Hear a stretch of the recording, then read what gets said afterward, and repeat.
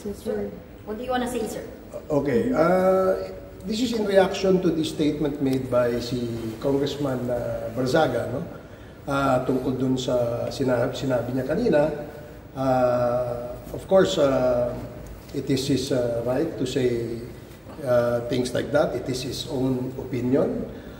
But as far as the Office of the Speaker is concerned, because he mentioned the Speaker, hindi po nakikialam ang ating Speaker sa usapin ng partido, no? Dito sa ating mga miyembro sa mababang kapulungan. And if he recalls, no, if Congressman Barzaga would recall, when the Speaker took over the reins of the district when his late father, Kong P.D. Barzaga, passed away, hindi po nakikialam ang ating Speaker sa anumang proyekto na pinatupad dyan sa loob ng distrito ni Congressman Barzaga.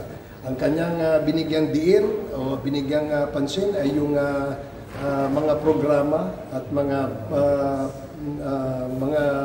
activities that have been extended to the constituents of the 2nd District of Cavite. Doon lang limitado ang engagement ng ating Speaker. So if Congressman Barzaga would like to seek an audience with the Speaker at any given time, the Speaker would be available, no, to give him that time and discuss things or ask clarifications directly from the Speaker. There is no involvement po sa alleged anomalies sa flood control projects.